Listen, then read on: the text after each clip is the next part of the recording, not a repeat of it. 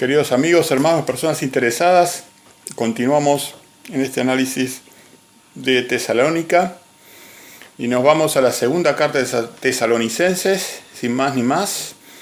Y en el capítulo 1 y 2 dice: Pablo, Silvano y Timoteo, a la iglesia de los tesalonicenses en Dios nuestro Padre y en el Señor Jesucristo. Gracias y paz a vosotros de Dios nuestro Padre y del Señor Jesucristo. Así que bueno, de nuevo, nuevamente empieza en esa estructura de poner énfasis en la deidad primero y después termina, como la oración, las cartas las termina en el nombre del Señor Jesucristo. Si ustedes ven el detalle, Pablo tiene una firma, es como la oración al Padre y al Hijo en el nombre del Hijo, que es el sacerdote. Así que la carta tiene es una cosa santa lo que está haciendo Pablo, y le está dando formalidad como si fuera una oración. A nuestro Dios y Padre y en el Señor Jesucristo, y después termina en el Señor Jesucristo, la carta. Perfecto. Bueno, entonces ahora vamos a leer, acá se va poniendo un poquito más, más intenso, ¿no? Vamos a leer del 3 al 12. Le pedimos a Lucía, por favor, si quiere leer. Debemos siempre dar gracias a Dios por vosotros, hermanos, como es digno, por cuanto vuestra fe va creciendo y el amor de todos y cada uno de vosotros abunda para con los demás, tanto que nosotros mismos nos gloriamos de vosotros en las iglesias de Dios, por vuestra paciencia y fe en todas vuestras persecuciones y tribulaciones que soportáis. Esto es demostración del justo juicio de Dios, para que seáis tenidos por dignos del reino de Dios, por el cual asimismo padecéis. Porque es justo delante de Dios pagar con tribulación a los que os atribulan. Y a vosotros que sois atribulados, daros reposo con nosotros, cuando se manifieste el Señor Jesús desde el cielo con los ángeles de su poder, en llama de fuego, para dar retribución a los que no conocieron a Dios, ni obedecen el Evangelio de nuestro Señor Jesucristo, los cuales sufrirán pena de eterna perdición, excluidos de la presencia del Señor y de la gloria de su poder, cuando vengan aquel día para ser glorificado en sus santos y ser admirado en todos los que creyeron, por cuanto nuestro testimonio ha sido creído entre vosotros. Por lo cual asimismo oramos siempre por vosotros, para que nuestro Dios os tenga por dignos de su llamamiento, y cumpla todo propósito de bondad y toda obra de fe con su poder, para que el nombre de nuestro Señor Jesucristo sea glorificado en vosotros, y vosotros en Él, por la gracia de nuestro Dios y del Señor Jesucristo. Gracias, Lu. ¿Qué comentario querés hacer, Lu?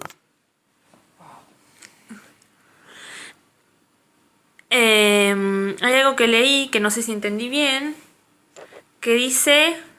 para que no lo encuentro. Algo sobre la gente que no lo conoce y que no cumple el Evangelio, sí, que van a ser... El versículo 8. El 8. Pero los que no conocen a Dios, ¿no era que iban a tener una oportunidad? Dice, en llama de fuego para dar retribución, dice, a los que no conocieron a Dios ni obedecen al Evangelio de nuestro Señor Jesucristo. ¿Qué sería? Los cuales sufrirán pena de eterna perdición, excluidos de la presencia. Bueno, pero está eso bien. Cuando Él venga. No. Bueno, a ver, ¿qué querés contestar? Cuando Él venga, dice acá, para dar retribución a los que no conocieron a Dios ni obedecen al Evangelio de nuestro Señor Jesucristo. Yo entiendo que dar retribución a los que no conocieron a Dios es darle la oportunidad. Y ni obedecen es otra cosa, porque acá te está diciendo también les va a dar retribución a los que no obedecen, que a los que no obedecen prepárate, porque si saben y no obedecen ya es un pecado para ellos. O sea, el fin del tema es que finalmente, después del plan de Dios de redención, todas las personas que vivan van a conocer a Dios. Los que no conozcan a Dios no van a vivir. Así que bueno, el hombre tiene un plan sintético. Primero, el plano que nosotros siempre repetimos, y esto me da la oportunidad de decir cosa importante. Primero, el plano del ser, cómo Dios quiere que nosotros seamos. Ese es el primer paso. Después el plano del hacer, que es lo que Dios quiere que nosotros hagamos. Primero, cómo nosotros debemos ser, el plano del ser. Segundo, el plano del hacer, que es lo que Dios quiere que nosotros hagamos, por Él. Seamos sus siervos, damos servicio. ¿Qué hacemos por Él? Entonces nos transformamos en siervos.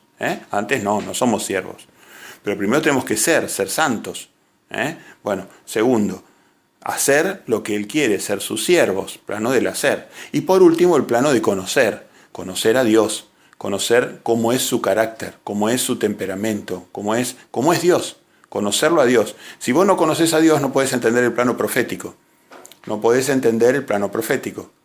Si no conoces su carácter, cómo es Él, como persona, como ser, ¿cómo te vas a parecer a alguien que no sabes cómo es? Entonces el plano del conocer es fundamental y viene después del plano del ser, del hacer y del conocer, ¿no? Entonces, conocer el temperamento de Dios es la perfección eterna, ¿no? Pero conocer el temperamento de Dios es lo que confunde al mundo. Al no conocer cómo es Dios, piensan que existe un infierno. Piensan que Dios no va a juzgar a las personas malas. Claro, que Dios no va a juzgar, o el otro extremo, que Dios es malvado y va a torturar a la gente. Bueno, el no conocer a Dios lleva a eso. Los que no conocieron a Dios, al final de todo el plan de redención, obviamente van a ser muertos. No sé qué sorpresa hay con eso. No conocen a Dios y no obedecen el Evangelio, esa persona, por último, no va a vivir. El plan de redención es largo, va a haber muchas etapas para que la gente conozcan, para que sean, hagan y conozcan. Quizás en la última instancia es solo conocer a Dios, porque los ángeles en la última desesperada advertencia, antes de los juicios de Dios, dice: teman a Dios y denle gloria. Nada más. Van a estar diciendo: teman a Dios. Teman a Dios y denle gloria. Es como el último aviso ya desesperado, ¿no? Estoy avisando. Teman a Dios y denle gloria, ¿no? Pero bueno, nosotros estamos en el periodo en el que Dios nos está dando la oportunidad de ponernos de su lado. Que nosotros ya conocemos, entonces no podemos hacer la vista gorda. No, yo no sé nada, hago lo que quiero. Claro, nosotros conocemos. Sí, podés hacerlo, es tu libre albedrío, ¿no? ¿Usted conoce a Dios? Bueno. O sea, ¿conoce a Dios? ¿Usted conoce si Dios realmente va a torturar eternamente a la humanidad? Si usted piensa que Dios va a torturar eternamente a la humanidad malvada, no lo conoce. Si usted piensa que todo el mundo va a participar del reino de Dios, tampoco lo conoce. Entonces, si usted no cree que la misericordia es para los que no se arrepienten, no conoce a Dios. Si usted cree que Dios es misericordioso para los que se arrepienten, usted conoce a Dios. Entonces, pregúntese usted mismo: ¿yo conozco a Dios o no conozco a Dios? ¿Conozco el Dios que está escrito en los 66 libros? Porque ese no cambia. Hebreos 13:8, Malaquías 3:6. Ese Dios no cambia, es siempre igual, Es el mismo carácter desde el Génesis hasta el Apocalipsis. Entonces, ¿conoce a Dios? Debemos conocerlo. Bueno, perfecto. ¿Qué otra cosa rescatamos de Lisita? De esta lectura.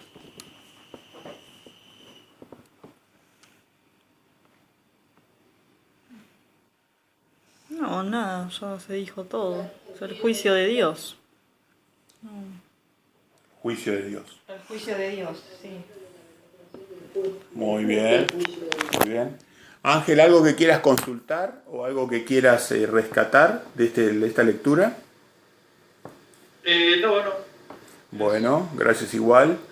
Glenda, ¿algo que vos quieras descartar o rescatar? Sí, yo vi esto, estaba comentando de lo del 5, en el 5, ¿no? 1.5. Dice: esto es demostración del justo juicio de Dios, para que seáis tenidos por dignos del reino de Dios, por el cual asimismo padecéis. Bueno. Acá muestra entonces Pablo cómo va a ser ese juicio. Bueno, por eso. Entonces, ¿cuál es la demostración? ¿Cuál es la demostración, ya que vos lo sacás, cuál es la demostración del justo juicio de Dios que se está refiriendo Pablo? ¿Cuál es esa demostración? Bueno, en el 6 lo dice: pagar con tribulación a los que lo atribulan, o sea,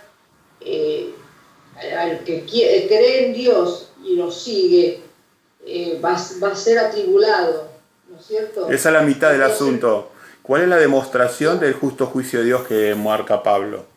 A ver, ¿alguno se anima? ¿Cuál es la demostración del justo juicio de Dios? La demostración del justo, la demostración, Glenda, del justo juicio de Dios es la persecución. No, es la persecución y la tribulación que tiene que soportar el verdadero siervo de Dios. Esa es la demostración de que el justo juicio de Dios está sobre vos. Y la segunda parte, la demostración para el hombre de Dios es que tiene que atravesar tribulación. Y la demostración del justo juicio de Dios sobre los injustos es el día que los hombres de Dios tengamos nuestro reposo, ellos van a estar en tribulación. Ellos van a entrar en tribulación eterna, porque desgraciadamente la tribulación de ellos es eterna, la nuestra es pasajera. Nuestra tribulación es pasajera, pero la de ellas es una tribulación eterna. Entonces, esa es la demostración del justo juicio de Dios sobre los que están en contra y sobre los que están a favor. Perfecto. Bueno, muy bien. ¿Qué otro comentario quieren hacer? ¿Algún comentario más? ¿Algo más de esto? No. Seguimos con el... Muy bien, Pablo nos reclara muchas veces, hijitos, van a tener tribulación. Hijitos. Vuestra paciencia, o sea, la tolerancia, el aguante que tengamos durante las tribulaciones. Porque acuérdense que antes del día del Señor que vimos recién, ¿qué viene? La gran tribulación de Satanás. Y en la gran tribulación de Satanás, ¿contra quién cree que particularmente se va a ensañar Satanás cuando salga del abismo? Contra los que guardan los mandamientos de Dios y tienen la fe y el testimonio de Jesús. Exactamente. Entonces, antes de la ira de Dios, viene la otra parte del testimonio, que es la gran tribulación. Perfecto. Nuestra tribulación es pasajera. En cambio, la tribulación del hombre que no conoce a Dios es eterna. Y se llama la muerte segunda. Muy bien. Ahora tenemos que seguir. La manifestación del hombre de pecado en el capítulo 2. Ah, bueno, esto Acá viene algo más sí. Bueno, vamos. Leo hasta el versículo 12. Dale, empecemos hasta el 1 al 12. Dice: pero con respecto a la venida de nuestro Señor Jesucristo y nuestra reunión con Él, os rogamos, hermanos, que no os dejéis mover fácilmente de vuestro modo de pensar, ni os conturbéis, ni por espíritu, ni por palabra, ni por carta como si fuera nuestra, en el sentido de que aquel día del Señor está cerca. Nadie os engañe en ninguna manera, porque no vendrá sin que antes venga la apostasía y se manifieste el hombre de pecado, el hijo de perdición, el cual se opone y se levanta contra todo lo que se llama Dios o es objeto de culto, tanto que se sienta en el templo de Dios como Dios, haciéndose pasar por Dios. ¿No os acordáis que cuando yo estaba todavía con vosotros os decía esto? Y ahora vosotros sabéis lo que lo detiene, a fin de que a su debido tiempo se manifieste. Porque ya está en acción el misterio de la iniquidad, solo que hay quien al presente lo detiene, hasta que él a su vez sea quitado del medio. Y entonces se manifestará aquel inicuo, a quien el Señor matará con el espíritu de su boca, y destruirá con el resplandor de su venida. Inicuo, cuyo advenimiento es por obra de Satanás, con gran poder y señales y prodigios mentirosos, y con todo engaño de iniquidad para los que se pierden, por cuanto no recibieron el amor de la verdad para ser salvos. Por esto Dios les envía un poder engañoso para que crean la mentira, a fin de que sean condenados todos los que no creyeron a la verdad, sino que se complacieron en la injusticia. Wow. Bueno, muy bien. Es importante, este capítulo es trascendente desde el punto de vista profético. Pablo los amonesta, usando la palabra, los amonesta a los tesalonicenses en cuanto, más que amonestar, los exhorta en cuanto a nadie los engañe, porque se ve que alguien ya estaba hablando de más. Diciendo de que Claro, Jesús ya venía. que Jesús venía, y Pablo le dice, no les engañe, porque primero tiene que darse la apostasía. Y dentro de esa apostasía tiene que manifestarse un hombre de pecado. Que ese hombre de pecado, hijo de perdición, es el que va a estar en la venida de Jesús y él va a destruir con su presencia. Entonces Pablo les dice, no muchachos, no, están entendiendo mal. El día del Señor no está ni cerca, le está diciendo, no está ni cerca. Porque él dice, como si el día del Señor está cerca, o sea, le está diciendo que no está cerca, les está diciendo proféticamente que no está cerca. No, y además, vos fíjate que dice que tiene que venir primero la apostasía, ya hace 2000 años de esto, desde Jesús dijo, ¿no? Y Pablo decía, van a entrar lobos opresores, o sea, la apostasía ya iba a empezar a manifestarse a partir de que se fue Jesús. Y vos fíjate que ya van 2000 años desde eso. Por eso, la apostasía entró, que fue la que cambió los tiempos y la ley. Exacto. Cambiaron la ley de Dios y cambiaron los tiempos, las moadines. Hombre de pecado. Todo lo que no es de la ley de Dios es de pecado. Bueno, la apostasía cambió el tiempo y la ley. Intentó cambiar el tiempo y la ley porque siempre hubo un remanente que se mantuvo fiel. Entonces, y todavía estamos esperando la manifestación de ese hombre de pecado, ese hijo de perdición. Y fíjense qué interesante, dice el 7, porque ya está en acción el misterio de la iniquidad. El misterio de la iniquidad era el romanismo, la romanización de la iglesia, ¿no? Está claro eso, el misterio es romano, el misterio. Vos, cuando vas a la iglesia católica todo es misterio. El misterio de esto, el misterio del otro, el misterio de... Bueno, es muy clara la palabra misterio, ¿no? Proféticamente. Porque ya está en acción el misterio de la iniquidad, que era la romanización de la iglesia.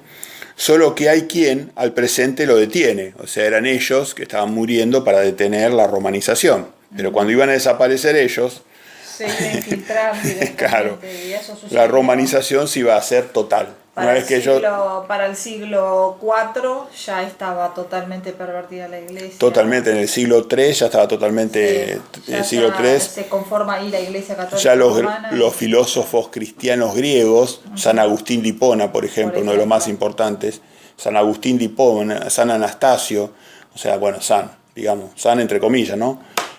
Agustín de Hipona, Anastasio, todos esos Jerónimo, todos esos padres greco-judíos, hacían un sincretismo, una mezcla de la religión griega con el judaísmo, hicieron un sincretismo, y entonces ahí empieza el misterio de la iniquidad que dice Pablo, que ellos estaban deteniendo, pero por último en el año 100 ya no quedó ningún apóstol. Entonces,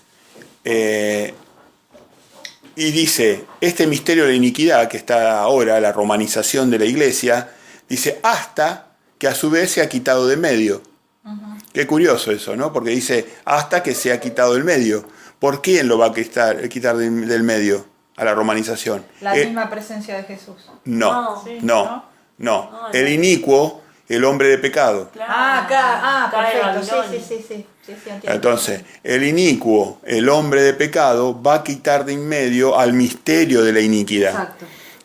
Entonces va a quitar del medio al misterio de la iniquidad.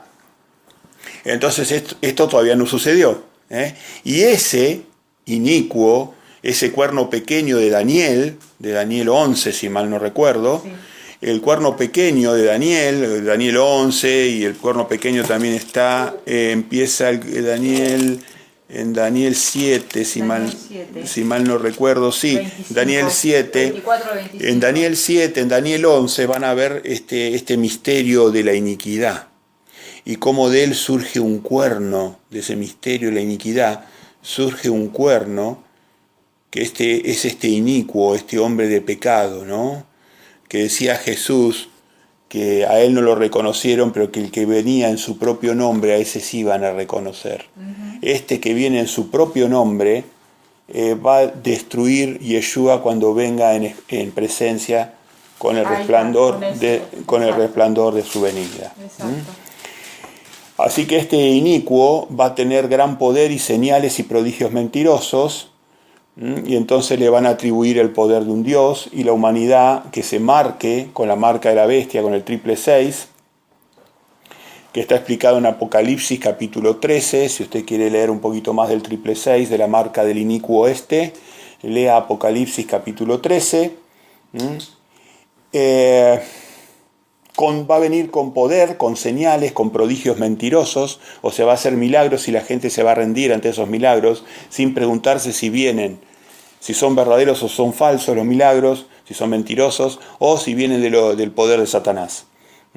Entonces, con todo engaño de iniquidad, para los que se pierden, por cuanto no recibieron, lo que realmente nos hubiera blindado de eso, es no recibieron el amor de la verdad para ser salvos. Al no recibir la verdad de Cristo, la verdad, tomarla como es, integralmente la verdad de Cristo, eso nos hubiera protegido o los hubiera protegido a las personas del engaño de iniquidad. Por esto, y bien categórico, el Padre, Dios, les envía un poder engañoso. Ese poder engañoso es este inicuo. Les envía un poder engañoso para que crean la mentira, a fin de que sean condenados todos los que no creyeron a la verdad, sino que se complacieron en la injusticia. Una decisión celestial. Les envía un poder engañoso, porque si Dios lo para, el poder engañoso no puede ir. El poder engañoso va por voluntad divina, porque Dios no lo para, no lo retiene. Por esto Dios les envía un poder engañoso, que es este hombre inicuo, por el cual las personas se van a dejar marcar con la marca de Apocalipsis capítulo 13. Capítulo 13, para que cuando la tierra sea cegada, en el capítulo 14, solamente la mies quede en el granero y la cizaña en forma de uva sea pisoteada en el lagar de la ira de Dios, que es el capítulo 16 de Apocalipsis. Así que bueno, ahí tiene la verdad bíblica sintetizada. Tiene mucho para meditar en eso y investigar, verificar si le estamos diciendo la verdad o no. Después es interesante no solo sincronizarlo, esto, con Apocalipsis, como venimos diciendo, sino sincronizarlo con Marcos 13, Lucas 21 y Mateo 24. Ahí usted va a poder entender cabalmente todo esto que le estamos diciendo. Es muy hermoso sincronizarlo, ¿no? Marcos 13, Lucas 21 y Mateo 24. Exacto. Mateo 24. Y Mateo 24. Exacto. Claro. Exacto, acerca del fin, las señales. Esto sincroniza y usted va a entender todas las piezas con lo que le estamos diciendo. Tesalonicenses, 1 Corintios 15, 51, la carta de Tesalonicenses, el Apocalipsis, todos los versículos, los capítulos que le fuimos dando, más entender Marcos 13, Lucas 21 y Mateo 24, usted ya entiende este momento del fin que se nos viene encima. Usted tiene que entenderlo, porque si no va a estar borracho. Si no, no va a estar velando, no va a entender. Se le van a pasar los acontecimientos y todos los medios le van a hacer creer que todavía no es el momento de la venida de Yeshua. Así que bueno, seamos parte de las vírgenes sabias, ¿no? Bien, escogidos para salvación. Qué título, ¿no? Escogidos para salvación, y Lucía va a leer, por favor. Pero nosotros debemos dar siempre gracias a Dios respecto a vosotros, hermanos amados por el Señor, de que Dios os haya escogido desde el principio para salvación, mediante la santificación por el Espíritu y la fe en la verdad, a lo cual os llamó mediante nuestro Evangelio, para alcanzar la gloria de nuestro Señor Jesucristo. Así que, hermanos, estad firmes y retened la doctrina que habéis aprendido, sea por palabra o por carta nuestra. Y el mismo Jesucristo, Señor nuestro, Y Dios nuestro Padre, el cual nos amó y nos dio consolación eterna y buena esperanza por gracia, conforte vuestros corazones y os confirme en toda buena palabra y obra. Bien. A ver, comentarios, por favor.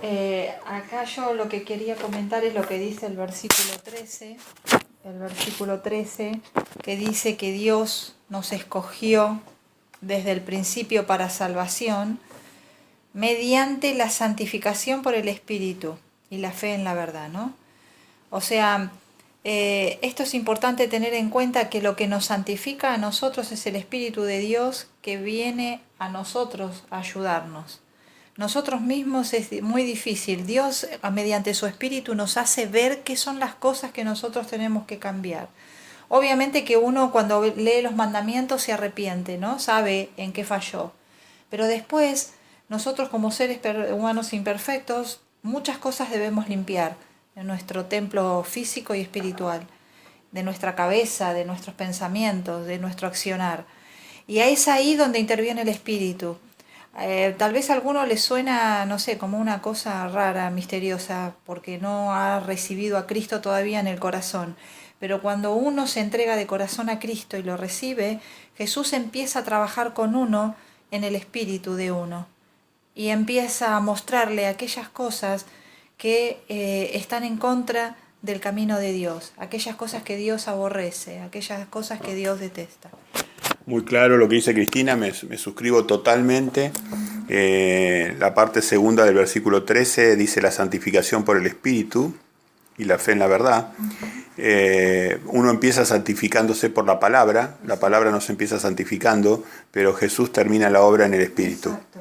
Ya en el Espíritu, más allá de la palabra. Entonces, uno la santificación la empieza por la palabra, se va acomodando a la palabra, y después Jesús te va a mostrar cuáles son las cosas que a Dios le desagrada de tu personalidad. Cuáles son las cosas que más allá de la palabra, sino que son detalles o cosas que Dios no tolera de su Hijo. Entonces, como Jesús, la misión que tiene es hacerte hijo de un Dios eterno para ser eterno, entonces él para que el Padre absoluto nos acepte como hijos, Yeshua tiene la misión de santificarnos. La primera santificación es por la palabra, la segunda santificación por el Espíritu. Tal cual. Sí, Señor. Obviamente, hay gente que no va a aceptar esto y se va a quedar con la vida. Entonces va a guardar los mandamientos y va a vivir por los mandamientos. La santificación de la justicia. Pero el plan de Dios es la santificación por el Espíritu. Llegar a la etapa de la perfección. Que decía Cristo, si quieres ser perfecto, ¿no? Entonces, la santificación por el Espíritu, ya estos hermanos de Tesalónica les está pidiendo la santificación por Espíritu. Que escuchen al Espíritu en cuanto a aquellas cosas que a Dios les desagrada de nuestro carácter, por más que nosotros legalmente cumplamos, no codiciemos, no matemos, no forniquemos, adoremos en Santo Sábado. Hay un plano espiritual donde Dios todavía tiene cosas de nosotros que le molesta. Que le molesta. Exactamente. ¿Okay? Exactamente, está perfecto. ¿Cómo era la expresión? ¿Ah? ¿Entendieron? ¿Ah? ¿Ah? ¿Ah? El tono reprochón está bueno, ¿eh? ¿Ah? ¿Me están entendiendo o no me están entendiendo? ¿Me están entendiendo o no me están entendiendo? Bueno, ese hermano sabe a quién hablamos. Él sabe quién es. ¿Ah? Muy gracioso. Bueno, Leemos el fin del capítulo 3. Vamos al último capítulo. El último capítulo. Capítulo 3. Y leemos 1 al 5. Ángel, ¿querés leer? 3, 1 al 5. Si Ángel está conectado. Dale, un segundo. Avianchi.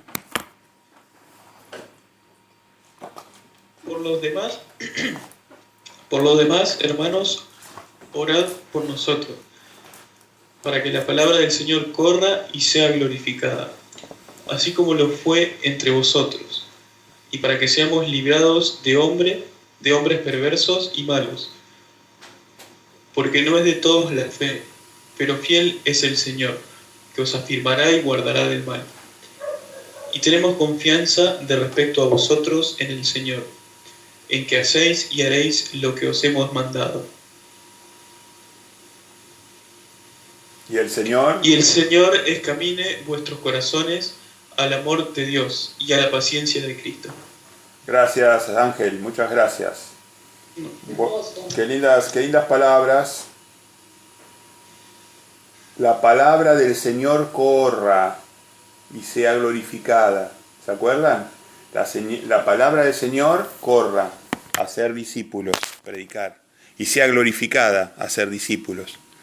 La palabra del Señor corra, predicar, y sea glorificada, a ser discípulos. ¿Cuál era nuestra gloria? Los discípulos que hacíamos.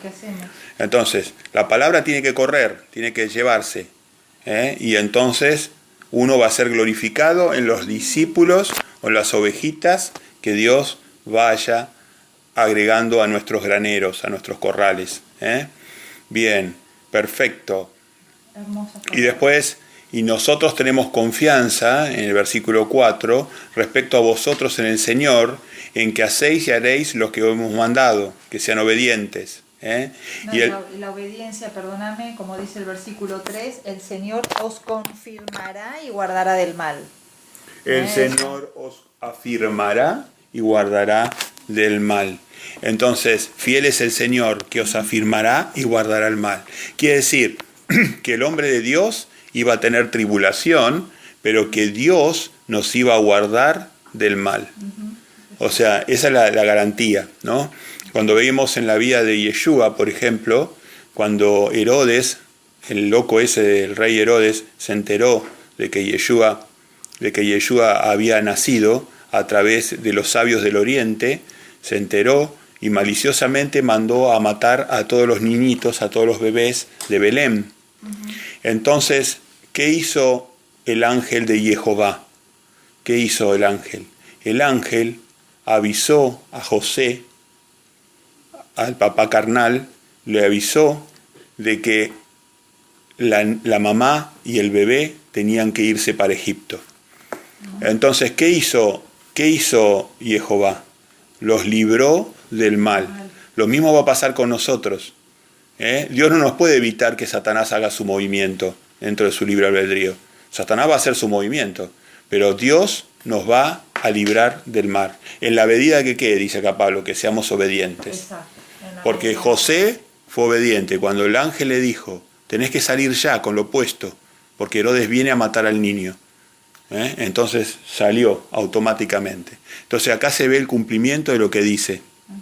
Nosotros podemos ser tribulados porque Satanás puede usar a su gran cantidad de soldados que tiene acá en la tierra, de personas incondicionales que tiene, para hacernos daño.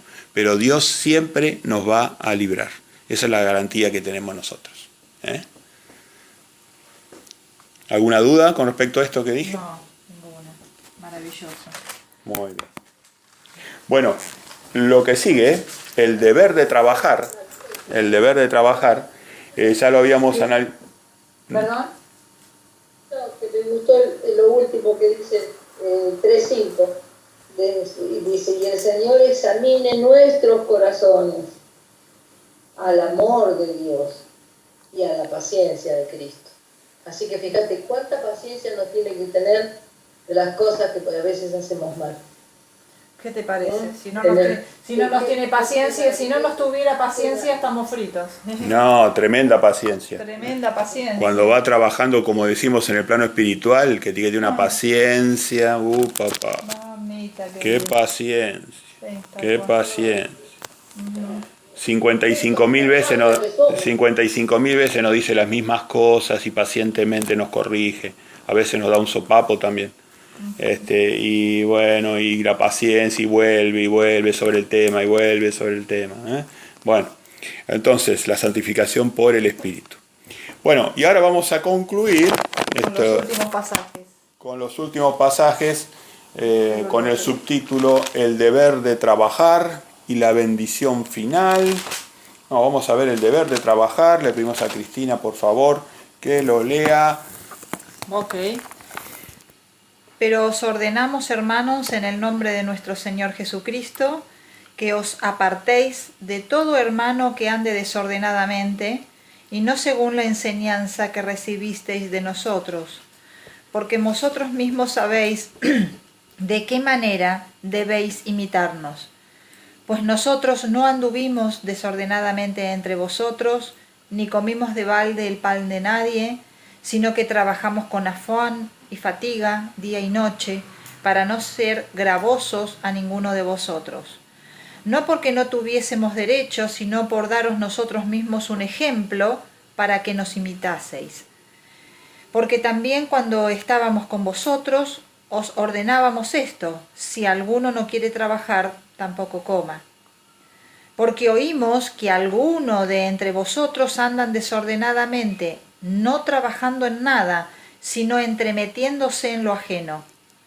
A los tales mandamos y exhortamos por nuestro Señor Jesucristo, que trabajando sosegadamente coman su propio pan. Vosotros, hermanos, no os canséis de hacer bien. Si alguno no obedece a lo que decimos por medio de esta carta, a este señaladlo, y no os juntéis con él para que se avergüence. Mas no lo tengáis por enemigo, sino amolestadle como a hermano. Bien. O sea, acá lo que comentamos es que el problema final que trata el apóstol Pablo es el problema de que había algunas personas que vivían a expensas de otras. Y entrometiéndose en asuntos ajenos. Claro, y esas personas generalmente son las criticonas y son las que siempre están enojadas. Entonces, bueno, es una característica humana. Entonces, les decía el apóstol Pablo que la persona que es adulta ya tiene que contribuir al grupo. Y entonces tiene que contribuir al grupo, y entonces dice, el que no aporte, que no coma, que aprenda a hacer su propio pan. Es evidente que había un desorden que ameritó la exhortación, y esto va para Ángel, que acá está exhortando el apóstol Pablo, ¿no? Es una exhortación, en el capítulo 3:12 lo dice: a tales mandamos y exhortamos por nuestro Señor Jesucristo, ¿no?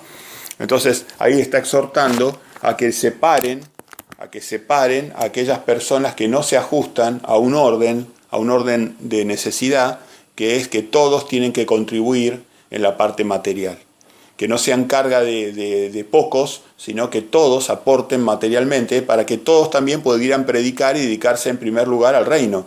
Porque si uno sobrecarga a una persona materialmente, esa persona no puede poner en primer lugar el reino, tiene que trabajar por todos. Entonces se sobrecarga a esa persona, ¿no? Entonces ahí Pablo está tomando el tema del trabajo, porque evidentemente había mucha gente que se cargaba sobre los lomos de otros y no dejaban que esos pudieran hacer lo que es poner en primer lugar el reino.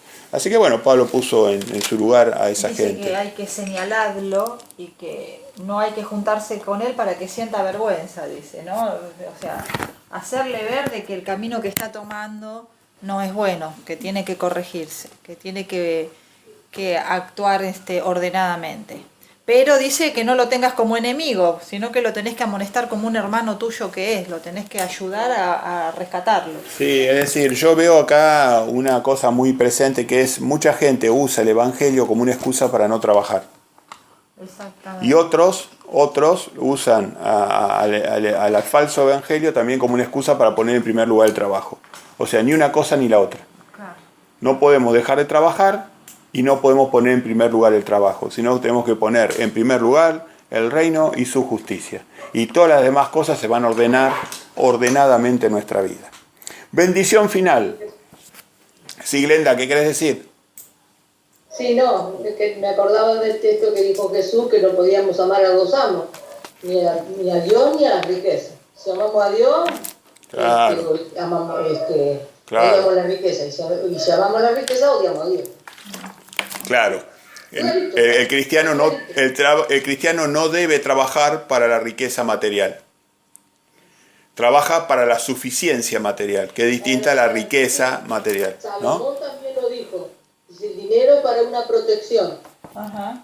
Pero la santidad es para vida eterna. No, dijo, pero la sabiduría para vida exacto, le da vida a esas personas. Ujú. Bueno, lo último, bendición final. La bendición final dice así: y el mismo Señor de paz, el Señor de paz, mi paz os dejo, decía Cristo, el mismo Señor de paz, os dé siempre paz en toda manera. Esta es la moneda más impresionante que nos puede dar Dios. La paz, la emoción perfecta. El Señor sea con todos vosotros. La salutación es de mi propia mano, de Pablo, que es el signo en toda carta mía, así escribo.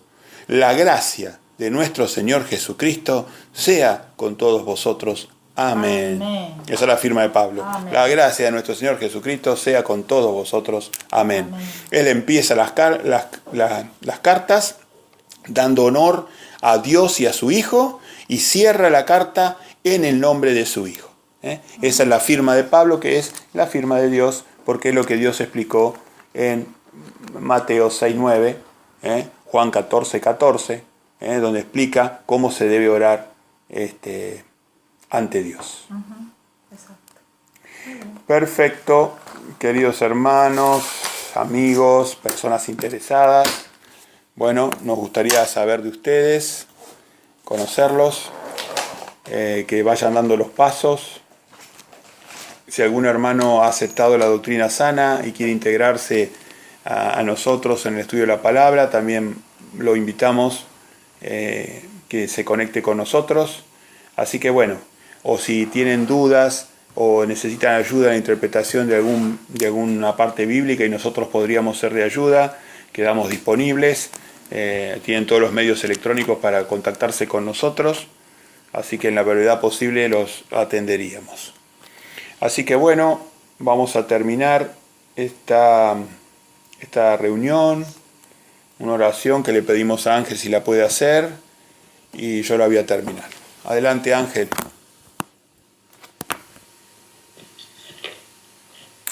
Padre nuestro que estás en los cielos, santificado sea tu nombre. Venga a nosotros tu reino, y hace tu voluntad, así en la tierra como en el cielo. Te agradecemos, Señor, por este hermoso día, por habernos reunido, por entender siempre un poco más de tu palabra. También te pedimos perdón por nuestras ofensas. Gracias por tu Hijo amado. Amén. Gracias, Padre, por este momento, como decía Ángel. También me sumo a pedir perdón por mis pecados y por los pecados de nuestro grupo. Te pedimos disculpas, Padre, y que nos sigas orientando en el camino de la vida. Sabemos que estamos en tiempos buenos todavía, pero los tiempos se van a ir complicando. Así que tenemos que fortificarnos en tu propósito, en tu palabra, saber que esto es transitorio, que es cortito, va a ser duro, pero es corto. En cambio la vida eterna es eterna. Así que bueno, no hay comparación, ¿no?